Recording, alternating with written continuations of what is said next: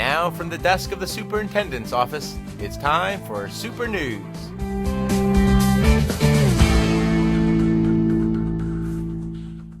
Hi, I'm Alex Schneider. And I'm Barry Lemoyne, and welcome to Goche Elementary for today's Super News, where we shine the spotlight on some of the good things happening here in our school system. We'll begin with the ring. It was a different venue, but the same time-honored traditions that were celebrated on this special Ring Day. Held on the field of Bobby Nuss Stadium, over 350 seniors took part in this ceremony, which marked their first milestone towards graduation. The rings that our seniors receive today are so much more than silver or gold. They represent a testament to hard work and achievement, to commitment and tenacity. But even deeper than those meanings, a Chalmette High School senior ring represents membership into a very special family, the family of a graduate of Chalmette High, a tangible reminder of those who have come before you, and a testament of the example you provide for those who will come after you. Family members and school board leaders all took part in this celebration. Thanks to all who worked behind the scenes to make this event in the cool weather a heartwarming ceremony.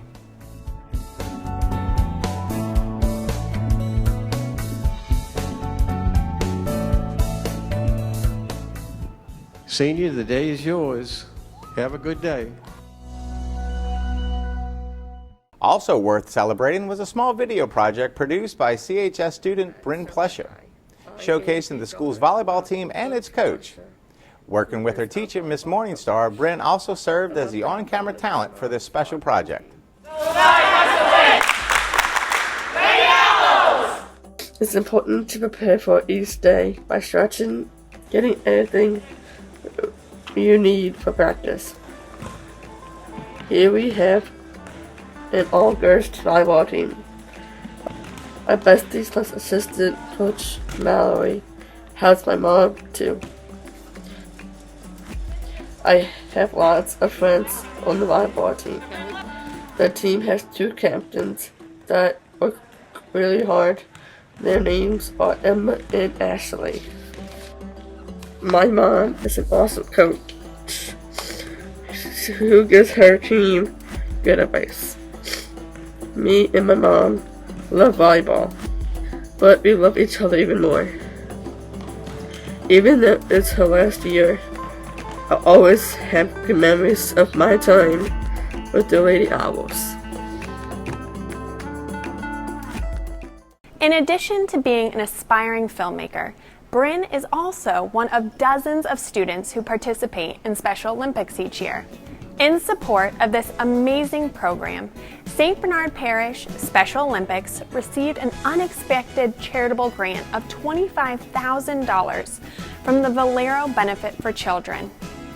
Supervisor of Special Olympics, Sheremy Kurth, thanked Valero for their continued support and said this was just another example of our community stakeholders continuing to help our school system build bridges. And speaking of money, our district continues to excel in its accounting practices. Recently, David Fernandez shared some of the good news about this year's audit. This report is put together completely by our staff, by David Fernandez and the people that he works with. But he's primarily responsible for this entire document, or the creation of the document, and the management analysis, which I think Mr. Simon referred to. The management discussion and analysis is very, very good, and David put that together. Congratulations, David, and to the members of the business office. We're so glad we can count on you. Let's head over to our alternative school at CF Raleigh to meet its Super News team and hear about some of the good things going on there. Hello, welcome to CF Raleigh, home of the Rockets. My name is Terrell Payne. Let's go meet our teachers. Come on. At Rally this year, our teachers have focused on implementing TBRI, trust-based relational interventions and restorative practices in their classrooms to kind of help the kids excel both academically and behaviorally. It's all about the relationship. You know, it's all about the relationship, getting close to these kids, getting inside their hearts, you know, and once you do that, the turnaround is miraculous. I think the most important thing is communication, open communication, both directions. The student needs to understand where I'm coming from, and I need to understand where they're coming from, or else we're never going to get anywhere. And I find too that when you're willing to communicate and be open, they're a lot more responsive to you. By building in opportunities to say yes and through relentless relationship building, our teachers and our staff have worked to form meaningful and genuine bonds with all of our students. I think it has changed the atmosphere around here because the kids we get are so often told no more than they told yes. And they appreciate and they look for the yes now. When Mississippi and I first came in, the first day of school, we introduced that to them, that we're going to meet your need as much as possible. We're going to try to say yes to as many things that you ask for. In turn, we expect certain behaviors. To say yes to small things that you can end up getting having a greater outcome from, positive, out of the student, then you give those small yeses. We strive to foster a challenging, inclusive, and empowering learning environment where students can pursue their passions and exceed their goals both in and out of the classroom. It's just amazing. When you think this kid is not going to know it, he is not going to know it, I bet my paycheck, bam, it comes out, you know.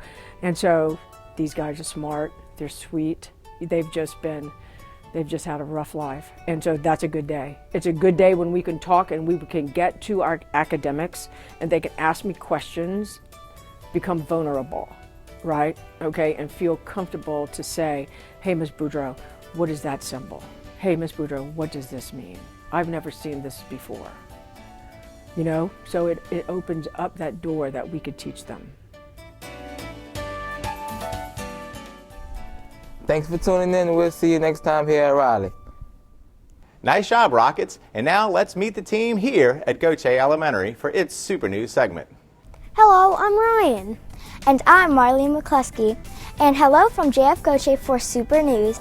Our first story takes us back to ancient Greece, where our second graders completed their unit on ancient Greece, through which they learned of the civilization and history and the culture of ancient Greece. They dressed up in costumes, participated in Olympic game competitions, and tried Greek foods. I wonder, do you think when Greeks posed for a picture, instead of saying cheese, they said, feta? Okay. In other news, other students at school wrapped up a unit on fairy tales and tall tales by coming to school dressed up as their favorite characters. The students also chose a tale to read and wrote a summary retelling the story. The students then brought their favorite fairy tale and tall tale books to share with their classmates.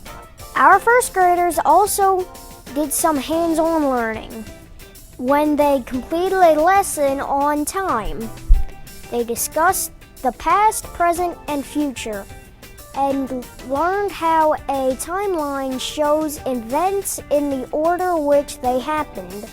The lesson culminated in completion of a timeline project in which they made a timeline of their own lives.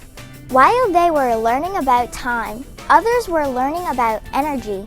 The lesson began with students building roller coasters to show the changes from potential and kinetic energy, and back again.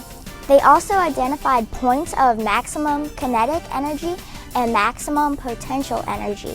Finally, students presented their roller coasters to class, explain the transfer of energy. Wow, that project must have taken a lot of energy to complete, right? Thanks for joining us today. And now back to you guys in the hallway. You know, hearing from Goche is one of the few times when you hear me say, thanks, Hurricanes. But we do want to give a shout out to Jason Dewey and all of his crew for their hard work in getting our schools back on track for both learning and the recent election. Election Day also marked a day dedicated for our teachers' professional development. As students enjoyed a school holiday, teachers returned to their school sites to collaborate with colleagues and friends around upcoming curriculum and instruction. School board members were also recently recognized for their completion of required training. Board members complete 6 hours of continued education annually. These are just 2 examples of how the educators and staff here in St. Bernard Parish are dedicated to doing what's best for children. We'd also like to highlight some of the work going on during Red Ribbon Week, an alcohol, tobacco, drug, and violence prevention awareness campaign that takes place each year in October. Red Ribbon Week is the nation's largest and longest running drug awareness and prevention program.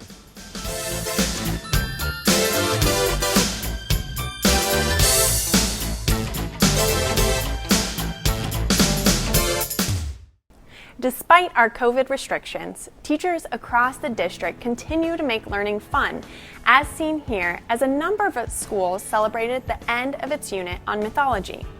Storytelling, Olympic Games, and a Minotaur were all part of this amazing journey. And speaking of amazing, our schools recently selected its Teachers of the Year. Congratulations to these outstanding educators for your commitment to the students of our community. And we'll meet each of these teachers next month on a very special edition of Super News.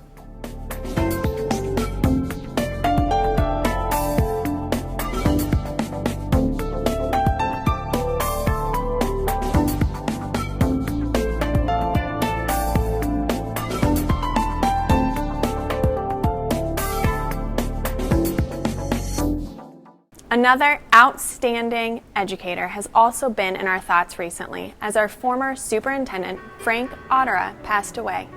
We offer this segment as a tribute to his impact on our community. Our community and school system lost a dear friend and champion of St. Bernard recently when Frank Ottera passed away. A former superintendent and school board member, Frank was an incredible leader and visionary. His foresight and innovations were instrumental in transforming the public school system into the modern, premier school district it is today. Frank was also tireless in his efforts in the parish's recovery post-Katrina, serving as an at-large member of the St. Bernard Parish Council. A true gentleman, Frank was an incredible teacher and mentor to countless students, educators, and administrators, as well as selfless in his service to the people and programs of the parish. He was a beloved presence at many school and community events, and he will be greatly missed. Our hearts and prayers are with his family, but his spirit and love will live on in the thousands of lives he touched.